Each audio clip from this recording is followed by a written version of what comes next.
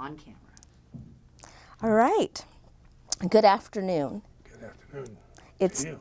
Thank you. It's 2:30, 3 o'clock on Wednesday, November 13th, 2019. I'm Kalinda Lee, Vice President for Historical Interpretation and Community Partnerships at the Atlanta History Center. I'm here with Sue Verhoef, Director of the Atlanta History Center's Oral History Program, and we're conducting an oral history with Mr. John Sweet. Mr. Sweet has graciously agreed to be interviewed as part of the Atlanta History Center's partnership with the Inman Park Neighborhood Association. So thank you for being here. Yeah, my pleasure. So I like to begin at the beginning. You were not born in Atlanta, That's correct. but you. Born in Detroit this year. So please tell us a little bit about what brought you to Atlanta and maybe what kept you in Atlanta. That's fair. That's fair. I came here originally because I was doing alternative service to the war in Vietnam, which I opposed and did everything I could to stop, and tried to get into a position where I would have a deferment. And this was before the lottery, and I was taking a PhD in 1968 at the New School of Social Research. I having graduated from Columbia the year before, and I was cruising for the first time. I could buy clothes. I worked at night and got a job. Everything was going just fine. But then the government passed a ruling that first-year graduate students in 1968 we were not given a deferment for that period. There was not as part of an educational deferment. What they did give you a choice was you could go into Peace Corps, you could go to Canada, you could go to jail, or you could go other places. I didn't know where they were. I applied to all of them. I got into the Peace Corps, which was at the time involved in the Civil War, and I was a little worried about getting into that. So I selected VISTA, Volunteers in Service to America, which I had heard about, and I'd also heard about the South, which was, to me, a kind of frightening place. You know, like it's a place where the people who wanted to preserve segregation, this was the thing for them. I was given a choice. I was given a selection. What did I want to do and where did I want to go? And I said I wanted to be a lawyer, and I'd like to go to Washington, D.C. And so they gave me an assignment to work in food co-ops and sent me to Atlanta, Georgia. And that's how I got here. I I had to spend 2 years to get what was called a 4D, which was an equivalency to change. At that point, you were what was called mentally unfit for regimentation. And I told them that I was that much younger than they had given me, and I didn't need to. But at any rate, I'll try not to be unfit for regimentation in this interview. But that's exactly how I got here. Everything I owned was in the back seat of my car. I rolled into Atlanta, and the first person I saw was a long, tall, skinny, bony friend of mine by the name of Bill Hansen. And he was a very active member of Student Nonviolent Coordinating Committee, and I knew him from working in the anti-war and in the anti-segregation, fighting against racism. Both of us knew each other. As soon as I saw him, he had been gone to another couple of cities. He bent over and said to me, "Keep your mouth shut and keep notes on everything they said." everything that happens. Because in those days, some of the people lost their deferments and then they were killed in training. I mean, you know, it was gone along, and you know, it was a hard time for America. And so I got assigned to work in food, and I was assigned to a neighborhood called Little Five Points, East Atlanta, sort of that area. So essentially, you came to live in that area of town because you were assigned to that area of town. Definitely. So Let me just say to you, in my case, you know, I've been seeking a deferment and fighting very hard to try to stay in alternative service. So, you know, it's interesting that at this time of our history, young people, men and women both, were plucked up by the system and placed in some place in the South or the North, but someplace other than where they lived in. You had to take a placement that was at least 50 miles from your home. That meant you didn't see the people very much. Didn't hang around mom's kitchen when she was cooking or whatever. You were on your own. I had a talk with my father, who was a Yankee bigot, which, well, by that I mean he and my mother both were uncomfortable with the South. They would not listen to Lyndon Johnson give a speech, for instance, because they didn't like a Southern accent, which I think is a big loss. And I've feigned a Southern accent on their behalf so to get them past the pearly gates, since they were going with Yankee talk. At any rate, yeah, I called my father and said, I'm going to stay here. I'd come to Atlanta, and I decided not to go back to where I came from, which was New York City, because Atlanta had the poor, inexpensive housing is the way to put it. I was a janitor, and I took the garbage out at the fourplex, they call them. So my rent was $65 a month, and that I could make that here.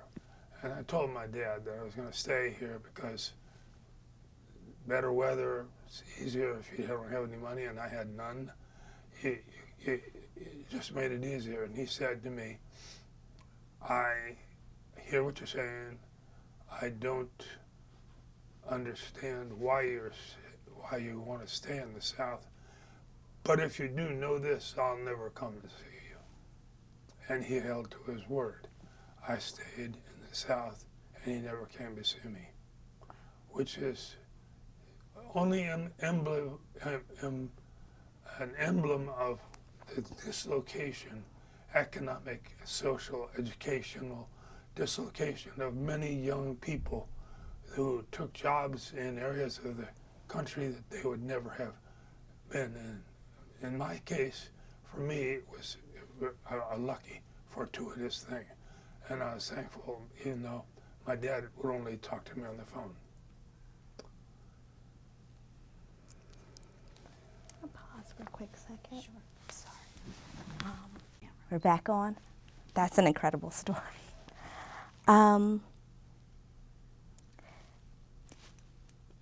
So coming back to the question that I was asking you, I think that makes it even more poignant. When you were first assigned to Atlanta and you found this neighborhood that you found obviously quite interesting and or welcoming, you decided to stay for many decades. Tell me a little bit about why Inman Park so appealed to you as a community. Well, first, just the sort of ambience, the context of Inman Park was, and when I quote you a statistic, it's try to be as close to what I think is accurate. There was a fellow named Bob Lind, L-I-N-D, and he was assigned to East Atlanta Economic Opportunity, and he was particularly interested in Inman Park. He was sent to East Atlanta to do a study of really housing tenure, and he had the statistic he had developed and needed was 14% of the housing in the community was the maximum amount of home ownership they had at that time. That's dreadfully low, as gives you an idea. That's another 14% that were tenants. None of those guys, I talked to most of them, but none of those people said, you know, if I had any money, I would get out of this neighborhood and get someplace else. So you not only had really low amounts of home ownership, you also had a real ambivalence of the people who were there. And that's a hard row to hoe. And we attached him to Bob and began to take a look at the community. I still think it is a lovely place to live. You know, it has some winding streets. We didn't have a lot of that up from in New York when I came down here. We had trees, a little longer summer, you know, and food wasn't terribly expensive. And I had some friends who had some hand-me-down clothes. I began to be able to concentrate on the things I was thinking about as opposed to just trying to get my next meal. There were a lot of young people that moved into the area because there was a lot of pressure at that time on Midtown, where around Colony Square there had been some major squabbles between people who were essentially living day to day or whatever. And we watched that from a distance. But then when they began to throw out the people that lived in that community, there wasn't a lot of affordable housing beyond that. And so you had people being pushed out of the poor neighborhood to find a place that was even less expensive. And that's really the situation, the context we were in. We were, as Vistas, we were charged with trying to accomplish some kind of something that would help the people.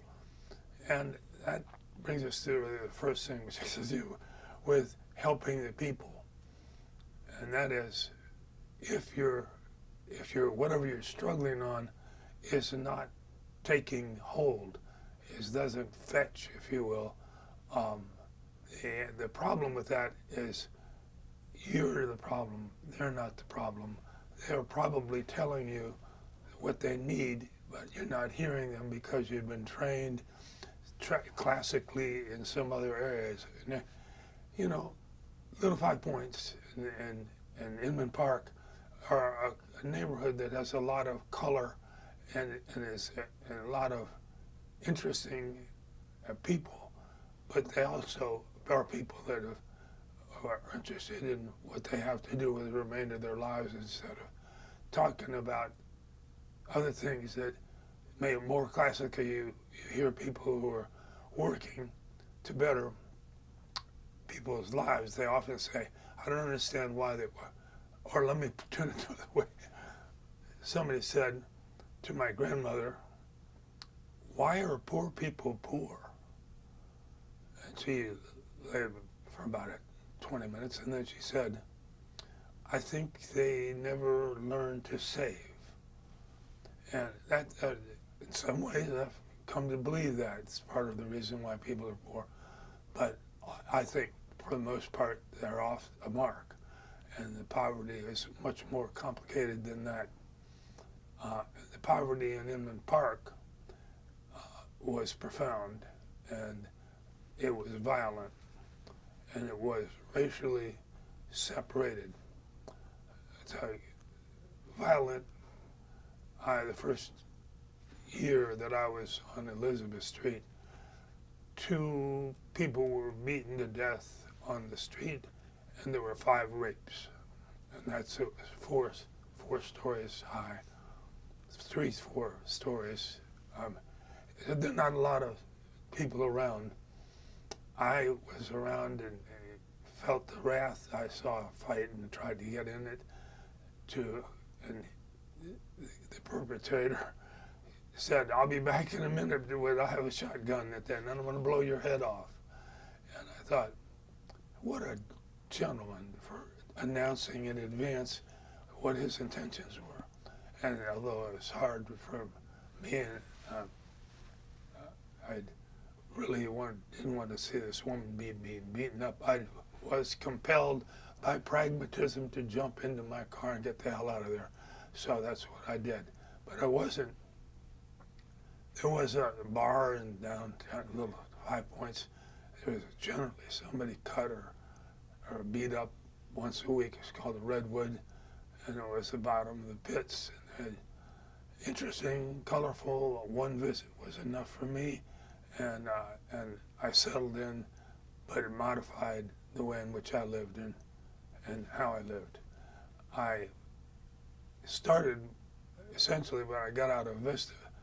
There was a lady who lived next door. She had her brother in Barnesville, wherever that was, and she said, would you do me a favor? What can I do for you?" Says, "Would you go down and visit my brother? He has a for sale sign he's put up in front of his house, and nobody has come to see, to even to look at the house in 2 years." And he was upset. They were upset about it, understandably. I said, "We'll come down there, but I need to honestly tell you, I had just applied for a credit card with Sears and Roebuck so I could buy some underwear, and I was turned down. So I would probably considered myself a bad sell. But I said, I'll make this deal with you, because I really liked the house, beautiful little house. I said, I will go to 3 banks. You can name the banks, I don't care what they are. I'll go alone or whatever you want to do, go to the bank. I'll try to make a loan from them. And if they'll say yes, I'll make the loan, I'll buy the house from you for $13,500. And if they won't sell it to me, the bank won't give me a loan, I'll buy it from your brother, let him make me a deed of secured debt with a promissory note, and we'd be off to the races. Under either of those 2 scenarios, he got what he needed, I got what I needed, his sister was very happy. Beautiful little house. Backyard, fenced in, could have put a dog in it, full basement, 2nd floor, got a pitched roof, stairs going up and down on the outside. It was a duplex. It was eminently reasonable and well kept. But as plans to inhabit for me, something else intervened, and it was a good bit less rational than that was. There was a fellow named Mr. Monroe who lived in the neighborhood, and he was a realtor. And he saw the young people kind of coming in, and he would tell us, he'd say, there's a house at such and such a street, and here it is that I'm putting it on the market, and you go get ahead of it, because the slumlords are going to buy it. They're already circling around it, you need to get it. And he gave us that little a couple of days in advance. It really made a big difference, you know. So there was a fight going on between a linen company in Atlanta and a linen company in Dalton. The Dalton guy said to this guy, "You've been going in my territory, and I'm going to tell you what I'll do. Either you stay out of Dalton, or I want to tell you that I have bought and owned 4 houses in a row, and if you don't get out of my territory, I'm going to put you out of business." It's that simple. And Monroe was the guy who got the contract to sell it, and he told him there were some conditions that were different. The guy who was selling it was afraid to make a mortgage in the normal sense. He wanted a full payment on all 4 of the houses. He wanted them sold the same day from different lenders, so there'd be nothing coming back. He wanted $80,000 for 4 houses. That's $20,000 a house. And as property was bubbling a little in the neighborhood, and some people who were helping Inman Park, wanted to live in it, organized 4 families. And they came in and asked me if I would do the legal work for pro bono. Sure, no problem. And I did it. But it took me 7 months, not full time, but got all the things together.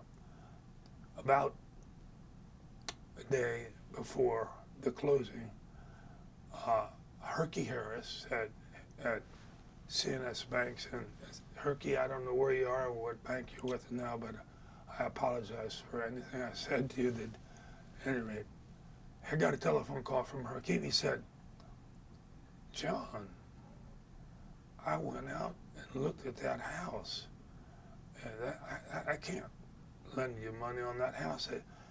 I couldn't make any money at a foreclosure on a deed. It won't bear a $23,000 loan, which is what and I said, "Herky, it's the day before the closing, and I've been working on it for months, and so have the other families in there, and there was some gnashing their teeth." And literally the day before we closed, Herky said to me, "You don't have the income to own a $23,000 home." He said, "But I was wondering," he said, it has 5 apartments in it. I said, "Is it a slum house?" That's the kind of thing that makes you tighten your throat a little bit. I said, "Yeah, what do you mean by that?" He says, "Well, you're going to rent the place?" And right before I gave him the answer, I changed my answer. So I said, "Yes. I'm sorry for that prevarication," which it absolutely was, and I now admit to it. He said, "Just list the income from the poor weekly renters. That puts you up high enough to be a landlord." And we went through it. Everything was fine. It closed. Only thing was that the other 3 families who had told me they were going to buy for the 4th guy, that family had fallen out, and that they were going to work on and get replacement for that possession, for that 4th house. All of this is just to say, I bought a house that I never stepped into and had not seen the insides of.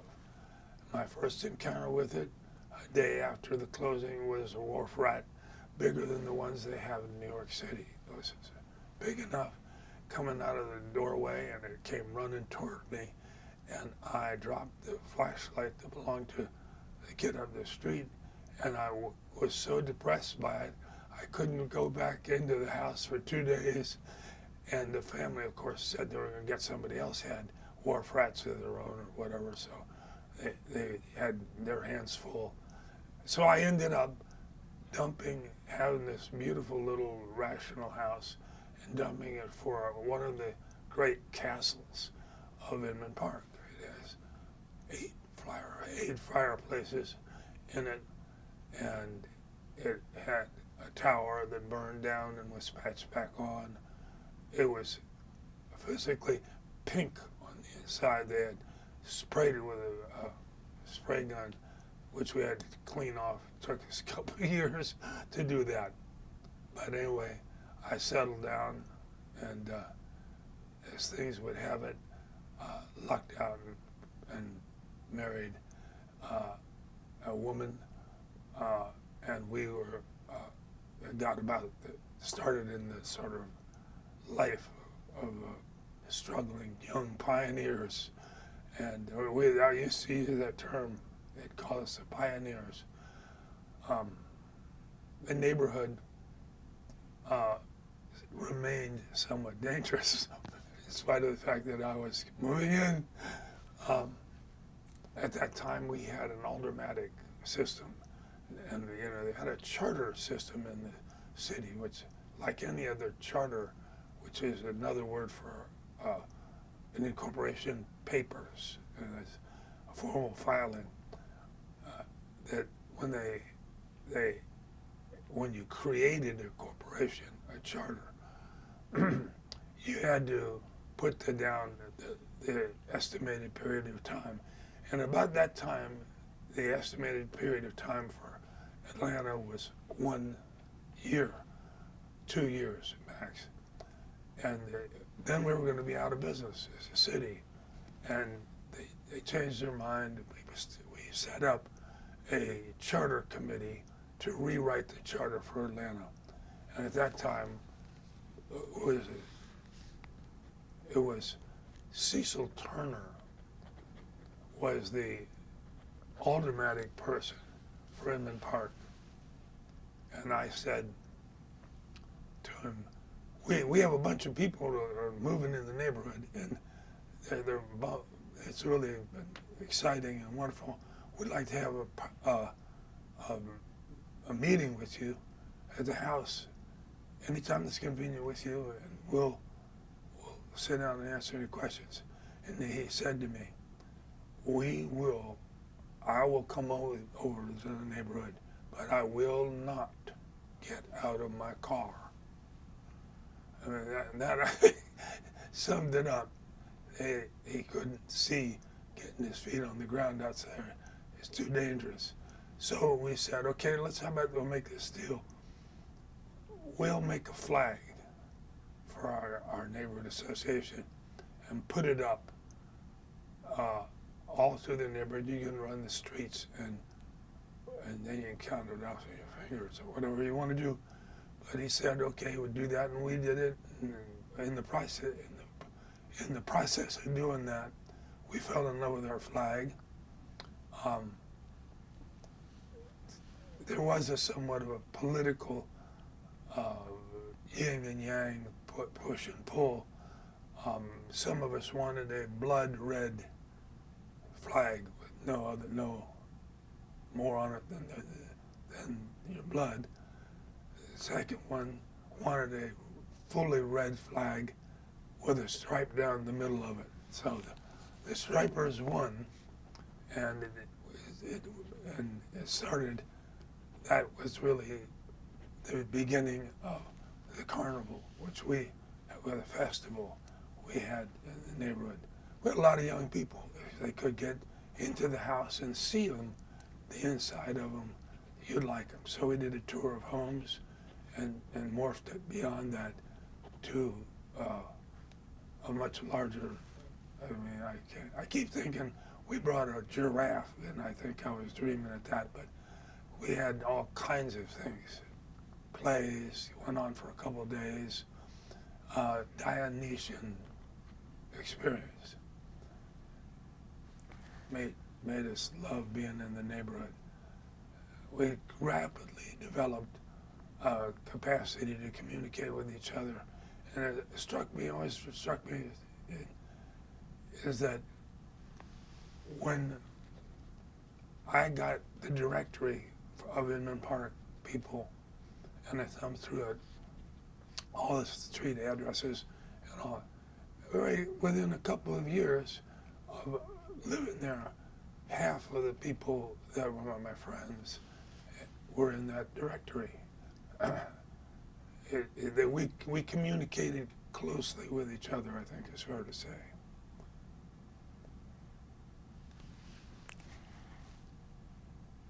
You've said a lot of interesting things in the past few minutes, and I want to circle back to some of them. I want to circle back to some of the things that you've brought up to just learn a little bit more about them, Sure. because there's so many interesting topics. So one thing I want to talk about a little bit is you talked, excuse me, a moment ago about the charter. And this is just a point of clarification. Are you talking about the Neighborhood Association charter? No. Or the City of Atlanta city charter? Actually, right. So let's focus on that for a moment, because I know that you have been very interested in city governance and the ways in which city governance impacts the community, and you even held a councilmanic seat for your district. So can you talk a little bit about that, because I know that you were doing grassroots organizing, but also doing specific kind of electoral politic organizing. Right. Well, to be fair, we shouldn't treat it as a tabula rasa. This is not an unknown phenomenon. The automatic system that allowed you to have a lower than 50% of the automatic board when it moved to the charter, to the regular charter, it dealt a blow to racism. Before the charter system was put in, the automatic board, you had to run from a district, but you had to, let's say, run for a district, from a district, but you have to run citywide. So that will not guarantee a change in racial composition of the power in the city, but it gets pretty close. I mean, that it's clear that the automatic board system, automatic board was there basically to strengthen up the power of a minority, in that case, white people, and that you get 50% or better. Of course, Inman Park was an interesting. I had lived in segregated neighborhoods all my life because I was born in that epoch. But the truth of the matter is, the issues of racism were very difficult for young people who did not grow up here and who grew up in other contexts. Everybody was anti-racist, but trying to find a way to deal with it and cope with it is another thing altogether. What we started with was a changing from the automatic system to the city council system. Had a tendency to strengthen the power of the council, and also simultaneously gave more strength to some of the council members. So the result was, on the whole, the first election after the council was enacted was beneficial for Inman Park. As a result of it, we had a white mayor, a white councilman named Charlie Helms. He was a prince of a guy. He was a minister, but and a very, very progressive guy. But after the first council cycle, which is 4 years, the turbulent racial arguments going on about anything, I don't care what it was. We used to say, you start with race in Atlanta, and when you're making progressive change, or you're changing something, or you're starting some things for the first time, everybody is going to either probably not say about directly, but everybody is going to discuss it in terms of a context of changes and pressures that were taking place in the change of power. And so Charlie had a job offer and moved down to Jacksonville, Florida. I had gone door to door with him because when I was a college student in New York, I did some door to door political stuff. So I thought I'd like to enjoy this, and I went around Inman Park along with Charlie, and we piped up. I'd say, "This is Charlie Helms, blah blah blah blah blah blah blah," and here's a card, and we got, and he ran and he won. He won, and I mean, amazing. Anybody that was a supporter of the things I believe in would run. What we ran because we had support at the grassroots level, and we had really, I said, and Charlie said, that we were going to hit every door in the district, 2nd District, and we did, with one exception, which was a nest of drug dealers over in Techwood, Clark Howell, and I was afraid to go up to the 3rd floor because of noises that were going on up there. But other than that, we hit every house. It was a Herculean task, and he started, and he was a great council member, but he wanted to move. And I was the only guy that had been walking around with him. I mean, I had no idea. I thought he'd be mayor for life, kind of thing.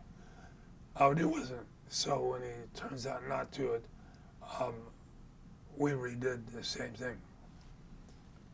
One of the things I did do was, and I said to the people, I remember specifically talking to a guy in old 4th Ward, and he was on the front porch, and I gave him some literature, and he said, "Hey," he said, those guys down there, they don't do a damn thing, they just hate them. I was shocked and said to him, "You don't know this guy. If you'd say that he's a really wonderful politician." He said, "Well, how would I know that?" And I said, "That's a good point. Tell you what I'll do. If I get elected, I'll put out a newsletter to anybody who calls me, and so I don't want to throw them away, but if you're interested, tell me, say, put my name down." And I did, and I won, and I did put out a newsletter called Sweet News. And at the time that I ran for office and won, we were paid, my salary from the city council was $8,800, which included everything, transportation, all of it. I had a buddy I had literally grown up with, and he was living in Alabama, and short story long, or long story short, whatever, he had gone down to Alabama and was living in Edgewood, north of Birmingham, and he was as surprised as I was that he had got elected, that I'd been elected. So I said to him, "Look, I got 36 meetings a month," because I also went to every meeting in the neighborhood. I said, "I just can't do that. Would you come down here and help me?" So what do you want me to do? I said, I want you to get a house, and you make half the meetings. I'll make the other half the meetings.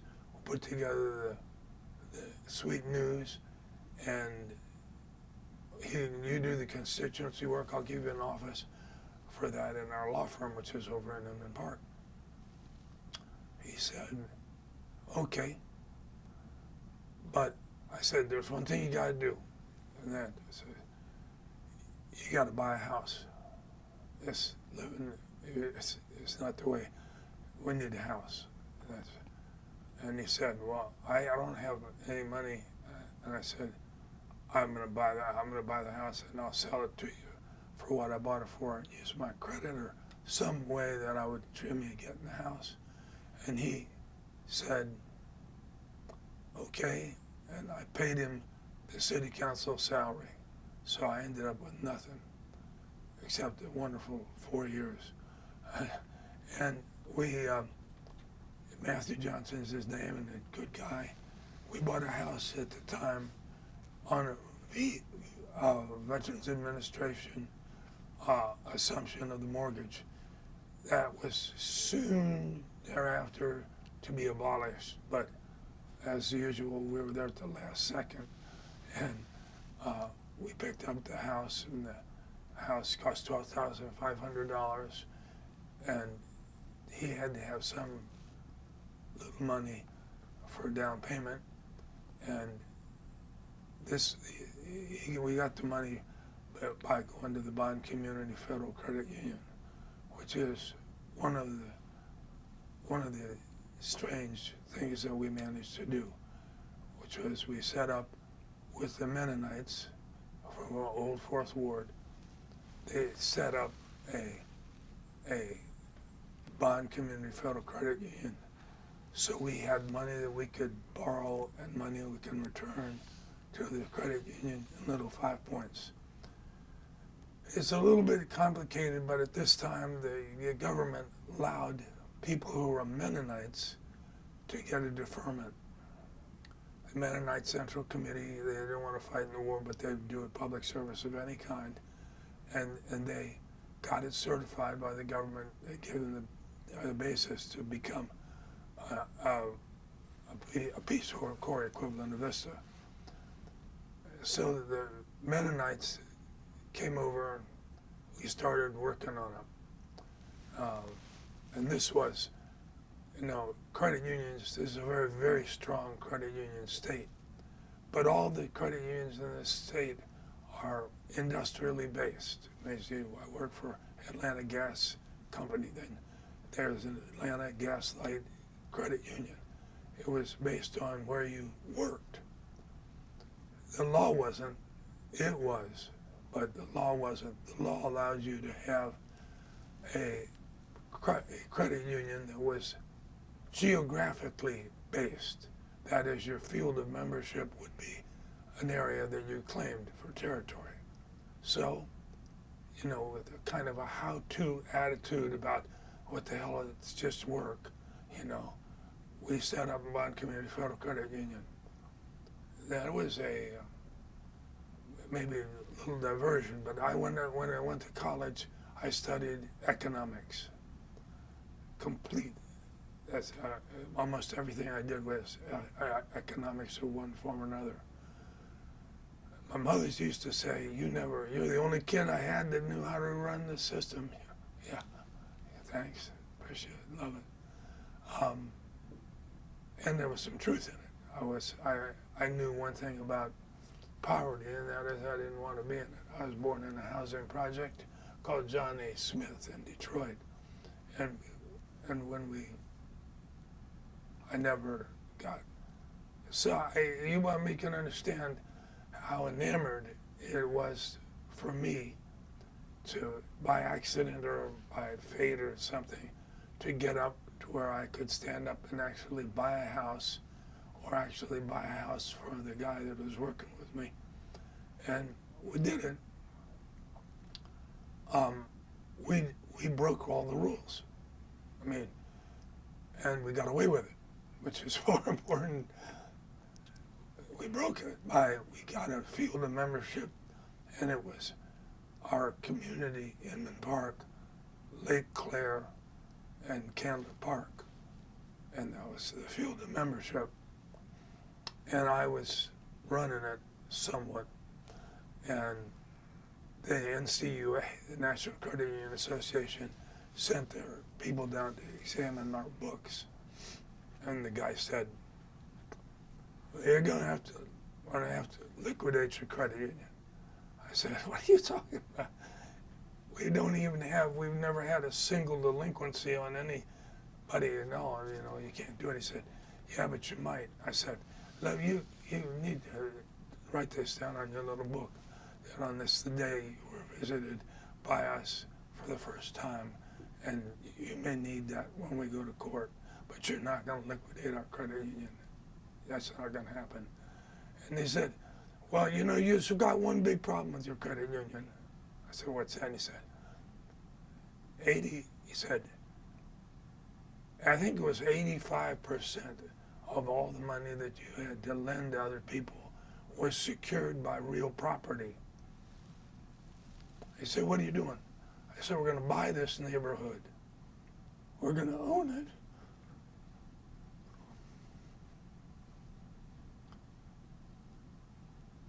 And he said, what's the limit you want to, where's your vision? What do you have? I said, we want to own the whole thing. I said, you know, Cenas Bank at that time had an office in Little Five Points. That office, that bank, merged with another, and throughout the times of those mergers, took its new consolidated savings and gave them to a bunch of American banks. And the banks, so I knew, because I had a friend working in the bank, that our little neighborhood bank that we had for CNS had the highest ratio of savings to loans made. In other words, without going into detail, I know that they were open for business if you wanted to give them the money, the savings. But other than that, they really didn't want to make us any loans in the neighborhood. So I reminded them that the Verwoerd government of South Africa, that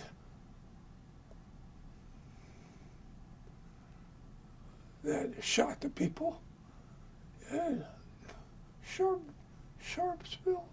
Sorry. In 1961, the Verwoerd government sent the army in and killed a whole field of children and parents in Sharpsville. The sub-Saharan black African community, maybe South Africa, Lesotho, the others, band together to boycott the Krugerrand.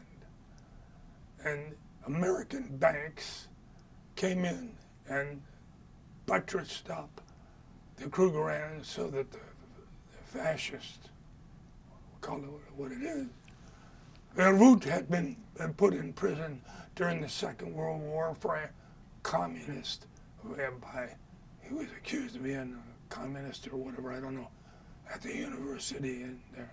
But I knew a lot about him.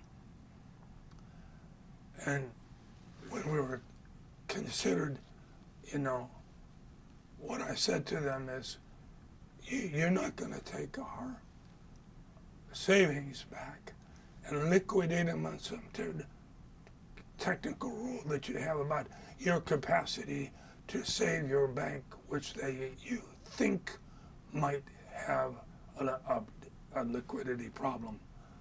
I said, you're going to have a hard time with us. I mean, we'll give you a hard time.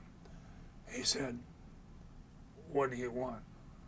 And I said, I struck it. He said, I will do it, but you cannot have, I can't remember, something like more than 40% of your assets locked up on savings that they wouldn't lend back to them. I said, by the way, what do you think we're supposed to be doing with the credit union? He said, buy color televisions. That's the market we think you should sell. And I said, we don't need colored televisions. We need our houses. We needed to live in places that we owned. The common deal was 40% of the sale price was your lend amount. That was a sort of, we struck a deal that we would not exceed 80%, if I think that was what, 80% of our liquidity would, of all the savings would be put into the neighborhood. I knew I knew everybody in the neighborhood. And 2 years ago, I got up and apologized to my neighborhood and said, we put the neighborhood at risk, but we met the bet. And then I just implored them to say, don't be ashamed of the political ideology that gave birth to this neighborhood. This is a public, hard-working group that earned what they got, period. No fancy stuff. So there's a guy there on the board, his name was Billy Madeira. And Billy and I used to exchange barbs back and forth with each other. And I told him, between now and the next meeting, if you get 100 new members, I'll get 100 new members. Whoever wins that bet buys a steak for the other guy, at the end of it. We made a fun joke of it, but we headed it off, and we got in the 60s or 70 new members apiece. That was the kind of push you needed. But we're still poor folks. They're still, and the hardest part was you can't build a bank that offers services that other people can't use, don't want it, whatever. And that's when it got really technical. The National Credit Union Administration wanted to set a limit for us, and there is in the law that creates the authority for national credit unions. So you can have what are called non-members. It's a very interesting. It's a little cul-de-sac, and you'd have to know it was there, and then you'd still trip on it. What it was everybody. This is a Rochdale. We are a Rochdale credit union from Rochdale, England. That means one man, one vote. One woman. How about one person, one vote? And that was important. So we did not have enough money to lend to people because we didn't have a whole lot of savings. But one of the Mennonites who had worked with us all along said he would go to the Mennonite Central Committee and ask them to create a non-member share. And by that they said the MCC, would join our credit union, become a member, but no vote, because it's not a person. They joined and became a non-member, made $50,000 deposit, and all of a sudden we were in business. We were ready to take off. Why is that important? I said, well, it's a neighborhood bank, really, like the old mutual savings and loan associations before they got too big to be able to pay attention to their membership. One of the things I said in my last hurrah, because I moved on to other issues, but one of the things was, I had said to him, I gotta tell you what you gotta do. Well, we pound the opponent now, CNS Bank, pulverize them. And I said, they were paying 5.25% interest on savings. And I said, this is early on, but I said, tell you what, why don't we tell them, we really only had like $52 in dividend, but we're paying it a quarter. And I said, well, why don't we just tell them, we'll always hear, they always were bragging about how much interest they always give. And I said, we'll give them, instead of 5%, we'll give them 5.25%. And doing that gave us enough money to put us in a position to pay the dividend and keep it ahead of the game. So how we do that? I'm going to go back to the Mennonites. I told him I have a buddy of mine who's got a peach ranch down in Roberta, Georgia. And he sold his crops, which is a real peach that's not sitting in the back of a truck getting all beat up or whatever. But a real peach is so big you can hardly get your hand around it, and it's all soft and mushy, but still in perfect shape. He had sold his crop for that year, and of course, the people that were brokering it didn't want the big, easy, soft, juicy, wonderful peaches. So I got the Mennonites, got an idea. We went and borrowed the Mennonite truck, went over there down Forest Park, and got somewhere 25 to 30 bushel baskets. Took off in the morning early, got down to Roberta, went out on the 40 acres that he had. We picked all of the rest of the peaches. We had the Mennonites, great workers, God help them. We had 25 bushels. When we left Roberta, came up, and we drove through the neighborhood and sold them for $4 a bushel. The best peaches I ever had in my life. And went up and down and everywhere we went, we said, this is from the credit union, but we're doing this. And we took the money and gave it to this credit union to pay the 5 1/4. We stayed where it's still today, a quarter point better than anybody else trying to service the area. And because we didn't have to pay for everybody, we didn't have to pay for stockholders and all that kind of stuff. We just borrowed from our members. And I remember there was a guy who I thought to myself, Kalu Calais, we made it. I looked up to see the old man in the neighborhood come in. He was an auto mechanic, and he owned a little mechanic shop on DeKalb Avenue. And I saw him come in. I would give you his name, but I don't want to use it because he's a very private guy. But he had saved up $10,000 for his kids to go to college.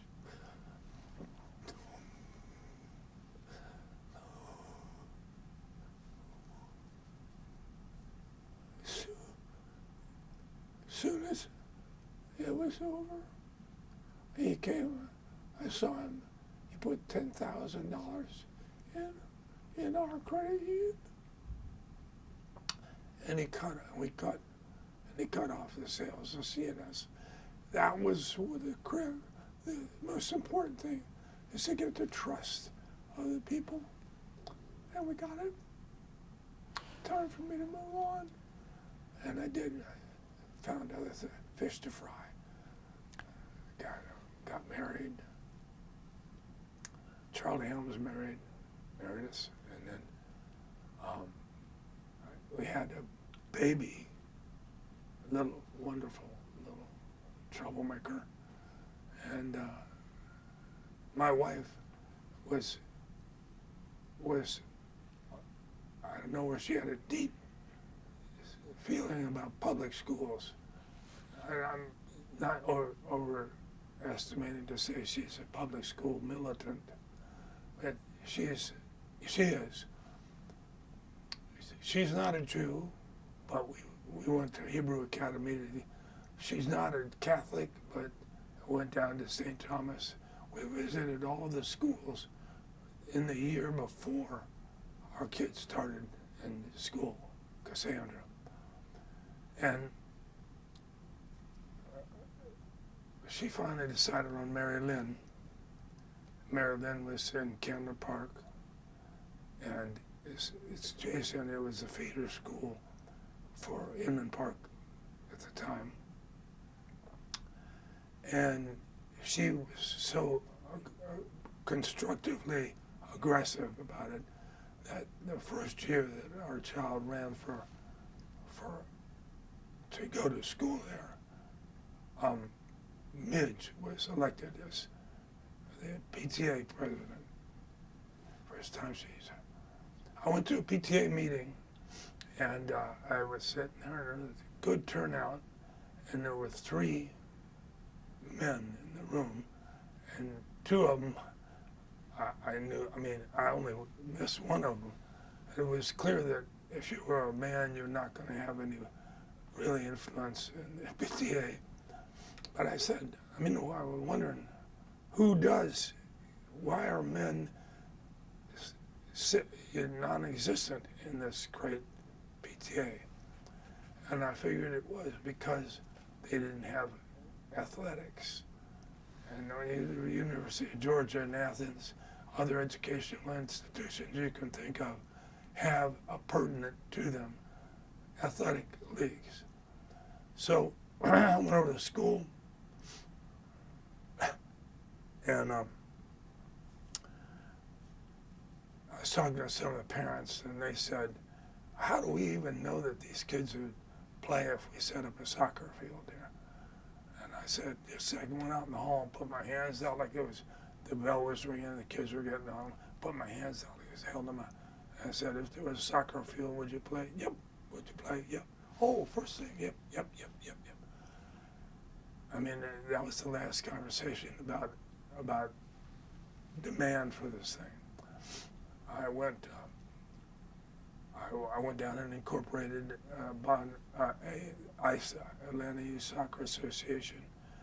I put it together in 1988, and we were non-existent. It was not legal. We were what's called a rump league, which meant my daughter had started playing soccer, and it was the team that she was playing was out in Farrington. I drove out to Farrington, and I looked out in the next field. Next to me was a field, another rump league from kids, in Candler Park. So what the hell am I driving to Farrington for? So I took my soccer team, which had 14 kids in it, and I cut it like a pie, and then made them go into circles, and they played each other, off each other.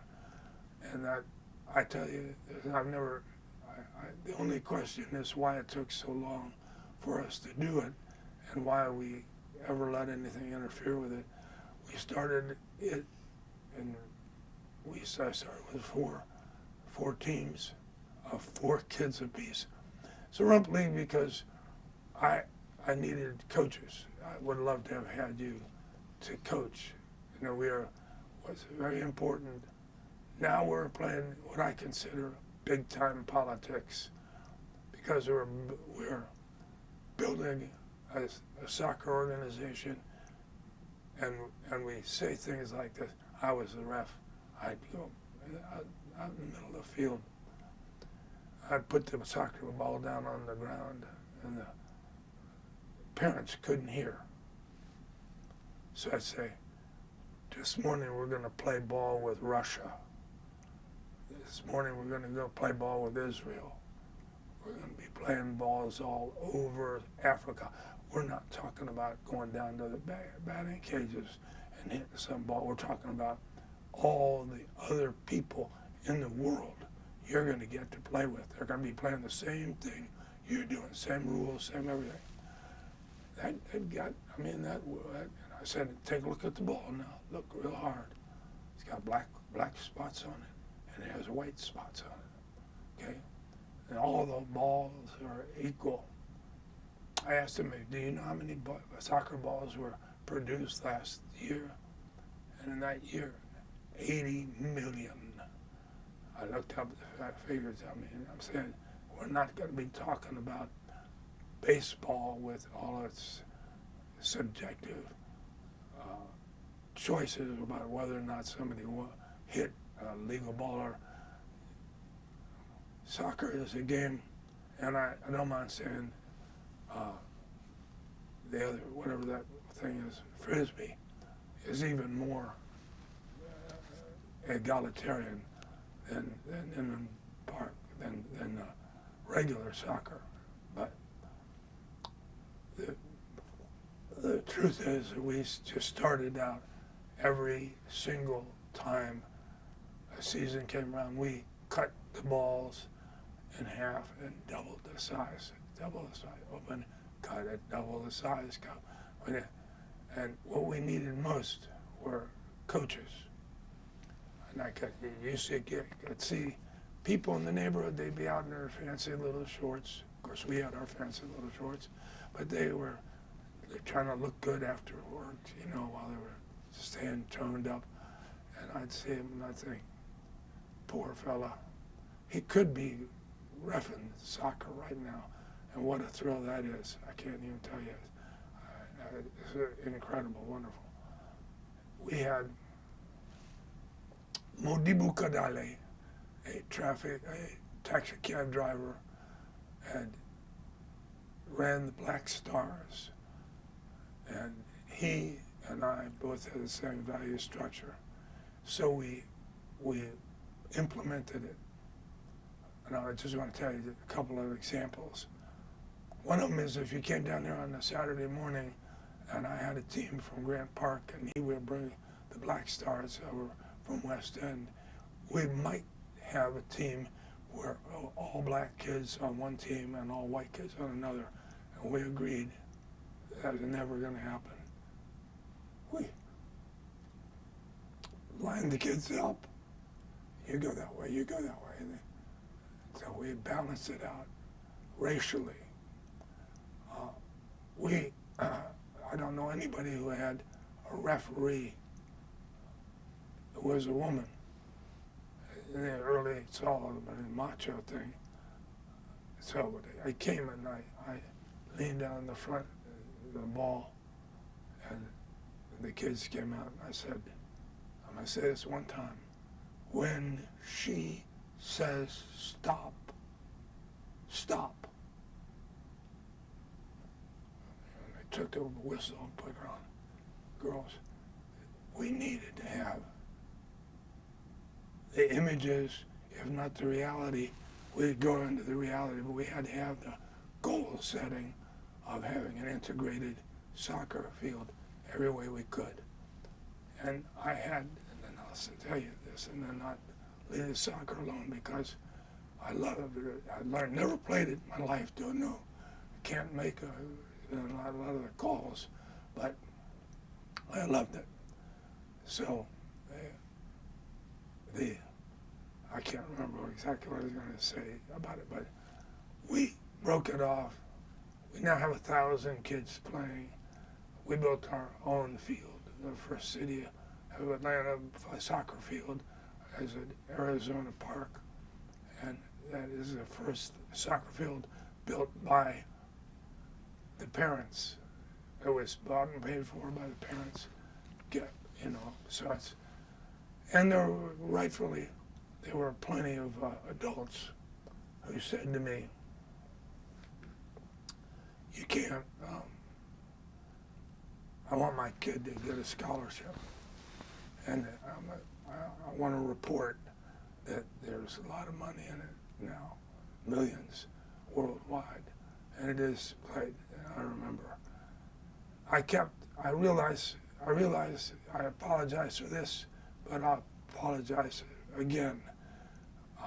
I did something that offended a lot of the parents, not a lot of them, but when the little kids ran out on the field, you'd think their parents were signing them up to go to Harvard.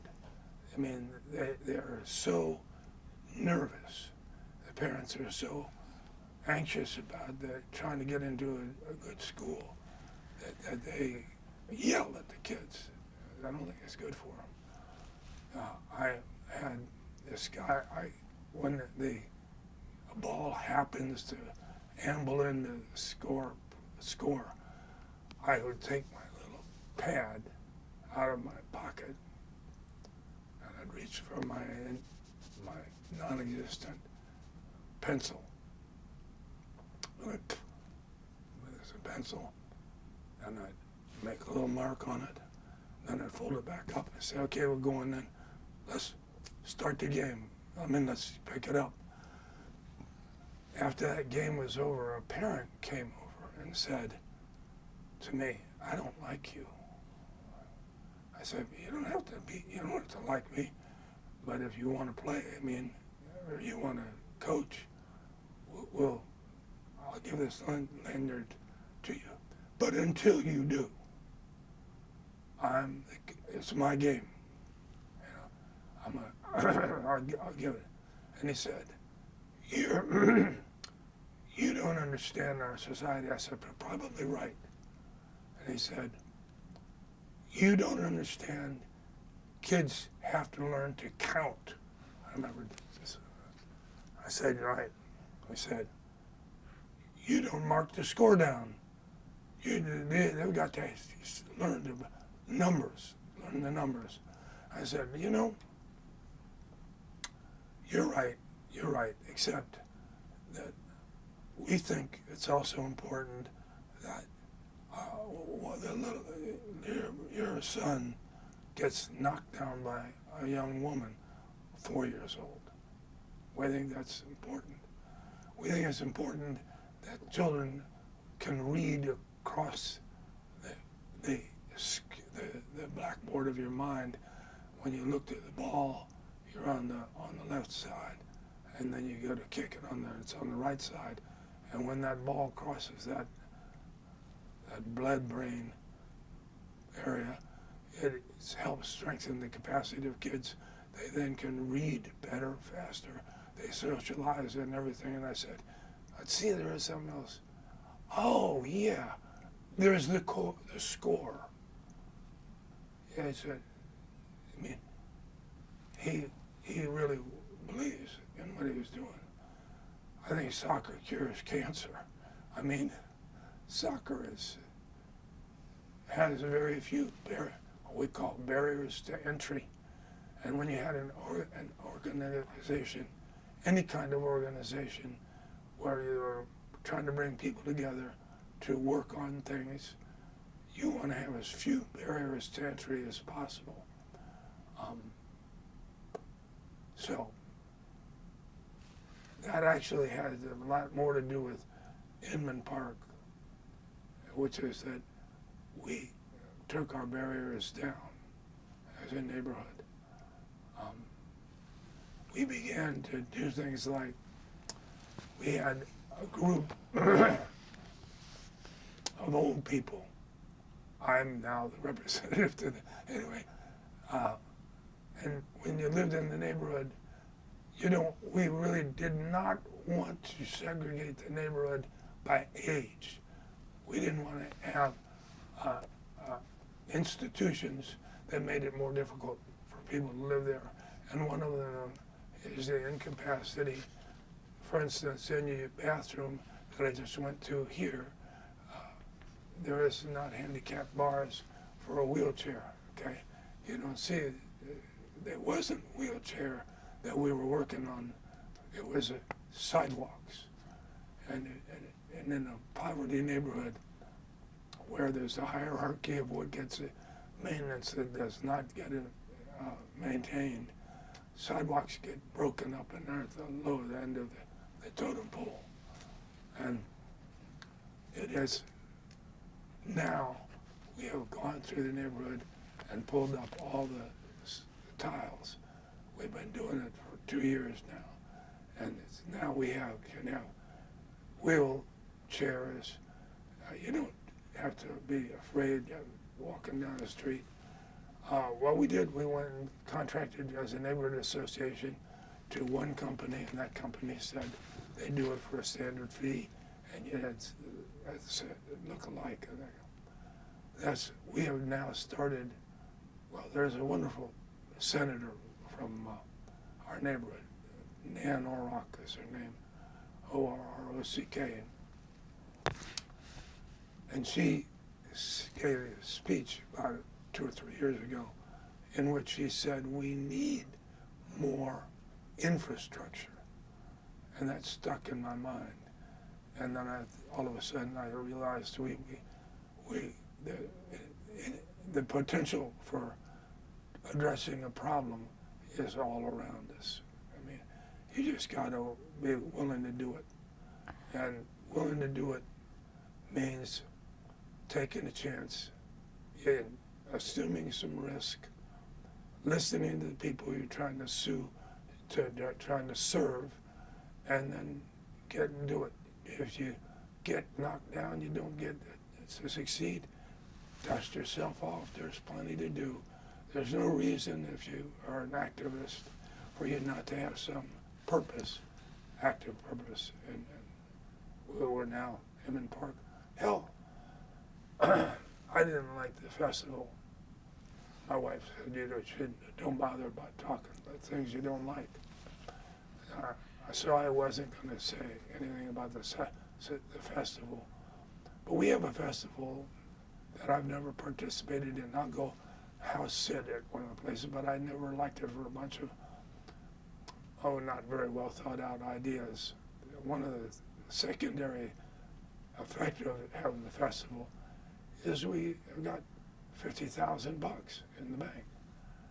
And $50,000 in the bank means we don't have to watch our community decay with particularly trees in the berms and all around. We're reforesting Inman Park. That's beautiful. We plant more trees than we cut down. You know, I'm so glad that you mentioned that, because I was thinking about how, you know, I think that the time that we allotted could not even begin to scratch the surface of everything that you've done. And one of the things that came up for me as you were talking is I thought, you know, there are many specific stories that I have questions for in my questionnaire, but what I want to know most from you is what your philosophy of change and kind of community building is. Because I think that there's something that's coming up as you're talking about the ways that you think that community can make change, should make change. You know, what your role is in that even. Well, when we started, I didn't get to you, but if you take comments from Nano Rock about infrastructure, the word doesn't mean anything. You can have a box. Everything it was infrastructure is what you threw in the box. But there are things that we can do. There are a couple of precepts, I think, that we should follow. One is, let's be candid. Race is one of the first issues in anything you're doing in Atlanta. Some people abhor that. I think it's wonderful. I think it's our strength as a city to face this legacy. But as soon as you ungirth yourself and you are on a level playing field where you made sure that everything about what you're doing is not strengthening racism, it is helping, or it's not going to be there. That comes up more frequently than anybody would imagine in the electoral process. You go out there and you go to a cracker neighborhood and you're going to talk about why crackers are good. And you go, you know, to the neighborhood like the speech du jour. In reality, what we need to do, and every political thing I've ever done, is that's opening the front door. We make sure that we don't strengthen racism. Because if you do nothing, you strengthen racism. You got to understand that there's no neutral ground. Nothing is neutral. After that, it's easy. You listen to the people. People don't want to have a quilting bee in your neighborhood. Don't have one. do the things that, what kinds of things. Book groups, I think, are great, subversive, as all Dickens, to be able to have a private conversation with someone like, wonderful literature that's coming out of us difficult community situations. Let's put it this way. I have a problem getting parking here, that's not a good example. There are personal problems and there are sort of public problems. You can do a lot with your personal problems. Brush your teeth, polish your shoes, whatever that is. The individual problems are small, and one individual can get away with it. But the collective problems we have require everybody to get on board, at least enough to get a critical mass working. Public school system is a perfect example. It is astounding since I've done some work in real estate, when I realized that anywhere you go from Inman Park, 10 miles out now from Inman Park, your value is closer than, in other words, a house that used to sell for $30,000, a strong public school system makes that house worth $50,000 if you want.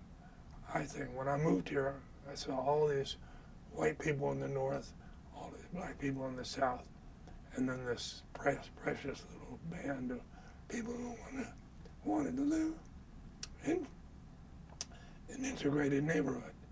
And, if you do the math, integrated neighborhoods, and by that which I mean public school systems, the parents of private school systems don't all get together and have a bake cookies. Look, if you want to deal with difficult subject matters, you're going to have more people than one leader. Big problems require big solutions. People have to be better listeners, and open your mind to what the other person is saying.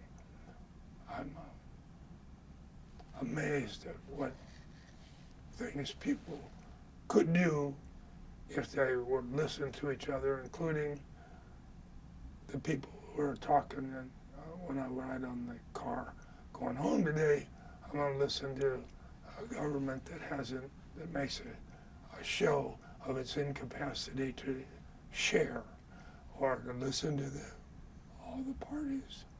But you stand a good chance of getting a response, a challenge, a demonstration that works in Atlanta in the public school system. She's militant. Watch out when you walk out there.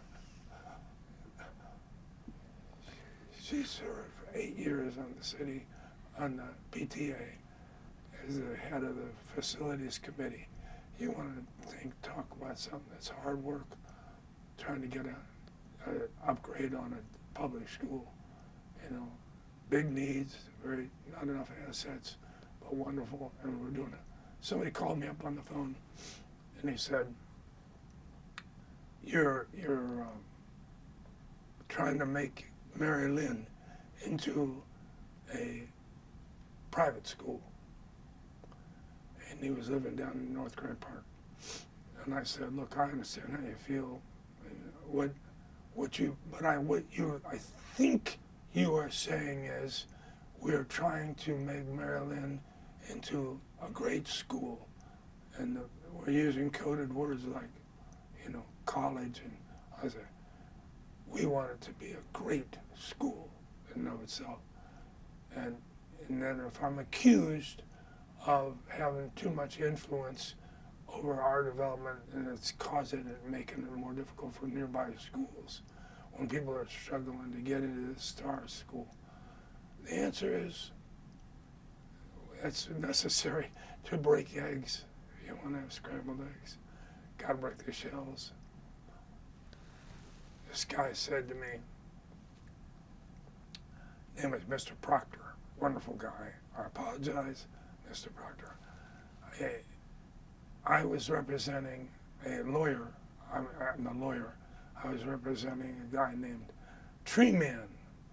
And because we did the work pro bono, I waited until I filed a little petition. You get a 3x5 card and you tell the school board what area you want to use. So I put down 60 feet by 90 feet and put down, I needed it every afternoon, and from 4 to 6 or something like that. I put it in. Mr. Proctor called me and he said, well, I should say that I went to Tree Man and said, look, I want to do a deal. I got 6 trees in the middle of this backyard of this school, and 4 of them are dead, and 2 of them are right in the middle of the wrong place. Can you help me with it? He said, sure. And we come in early on a Saturday morning, and we cut all 6 trees down. I had to pay $1 for each inch of wood at the top where you cut it down.